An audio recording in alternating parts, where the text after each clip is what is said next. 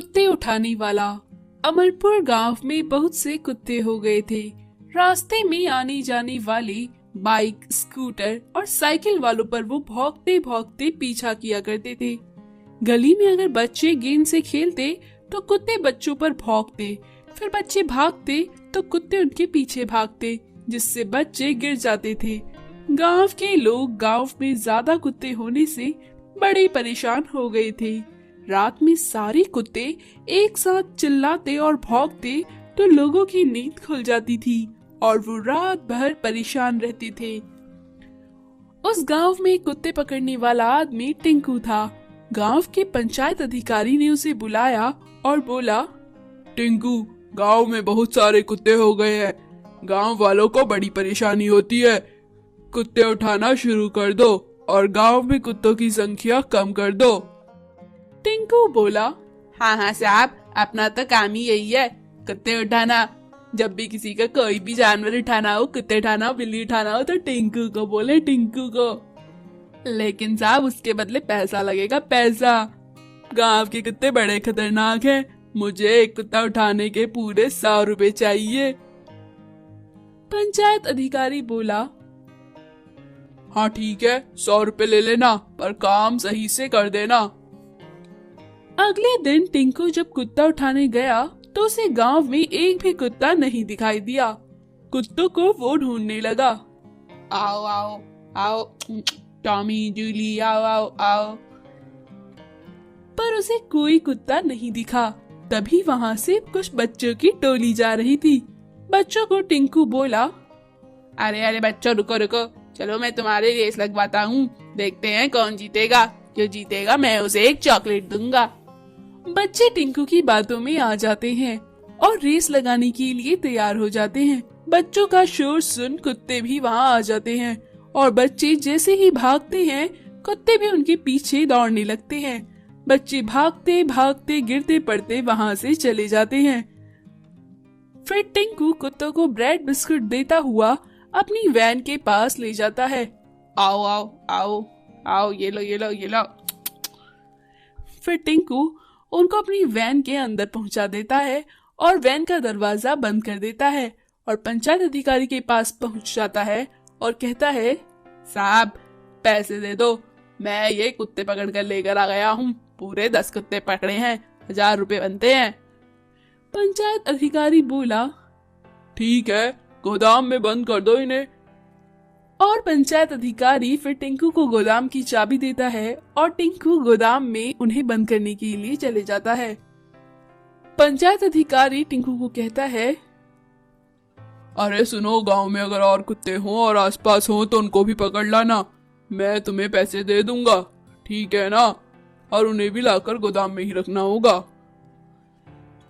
टिंकू के मन में लालच आ जाता है। वो रात को गोदाम से उठाए हुए कुत्तों को गांव में वापस छोड़ देता है और 2 दिन बाद उन्हें फिर पकड़ने पहुंच जाता है।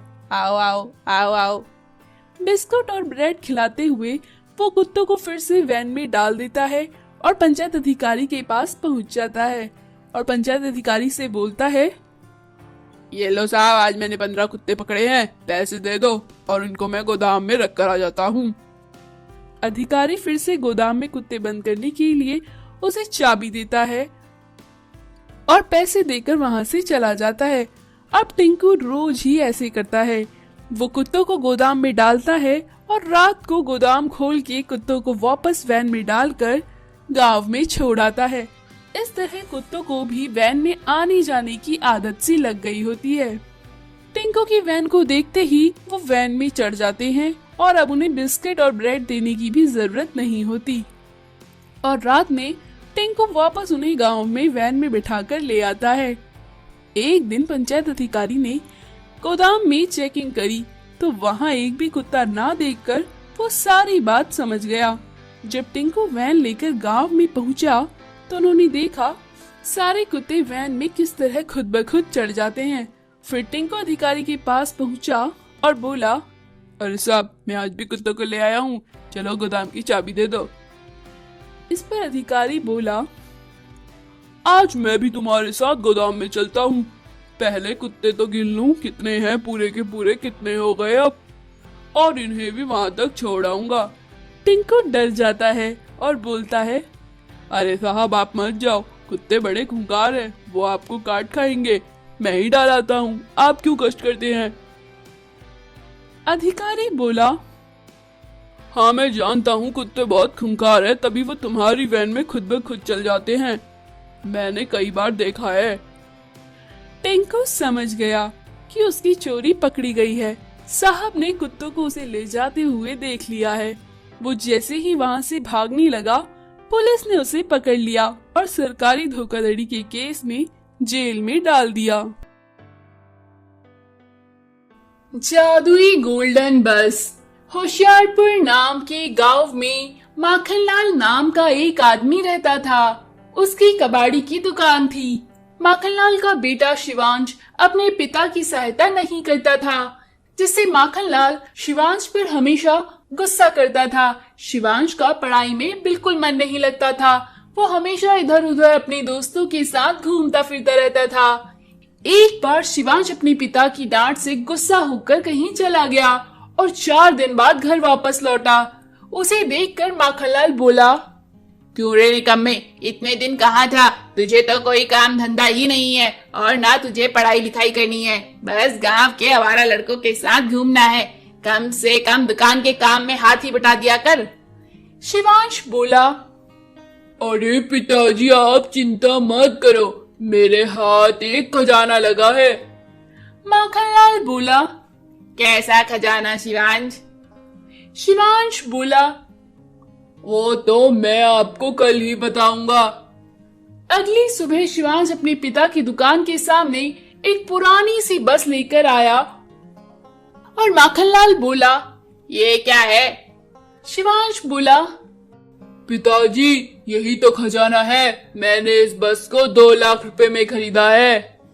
माखनलाल इतना सुनकर अपना सर पकड़कर जमीन पर बैठ गया और कहने लगा, हे भगवान, ये मैंने कैसे नालायक लड़के को जन्म दिया है। इसने ये खटारा सी बस 2 लाख रुपए में खरीदी, अब इसे कौन खरीदेगा?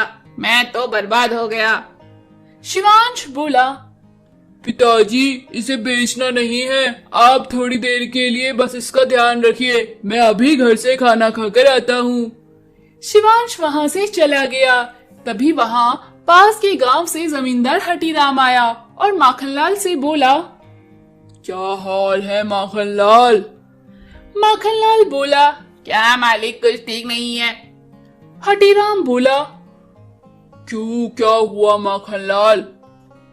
माखनलाल बोला, अरे उस निकम्मे शिवांश ने मुझे बर्बाद कर दिया। ये देखो खटारा बस, इसको उसने पूरे 2 लाख रुपए में खरीदा है।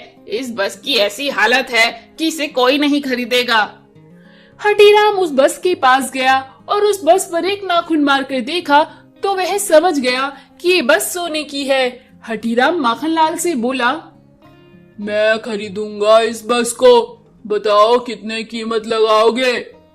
माखनलाल बोला, इसकी क्या कीमत लगाऊं मालिक, आपका जो ठीक लगे आप दे दो। हटीराम बोला, चलो ठीक है, मैं तुम्हें 2 लाख रुपए देता हूँ।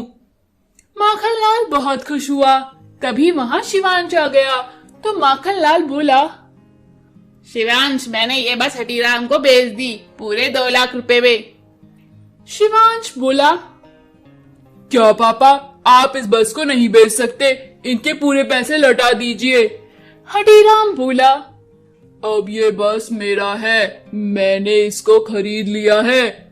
शिवांश अपने पिता से पैसे लेकर हटीराम को वापस दे दिया और बोला, ये लीजिए अपने पैसे ले और चले जाओ यहाँ से, वरना मैं पुलिस में शिकायत कर दूंगा कि आप भोले वाले लोगों को बेवकूफ बनाकर ठगते हैं। हटीराम वहाँ से चला गया। फिर माखनलाल शिवांश को डांटते हुए बोला, ये क्या शिवांश, मैंने उस बस को अच्छा खासा बेच दिया था, तुम भी ना।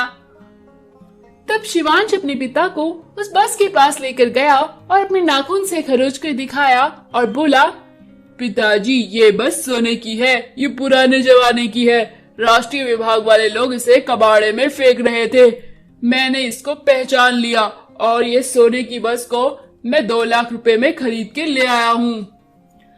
माखनलाल ये सुनकर बहुत खुश हुआ। फिर माखनलाल और शिवांश उस बस की सफाई किए, जिससे बस चमचमाती सोने की बस दिखने लगी।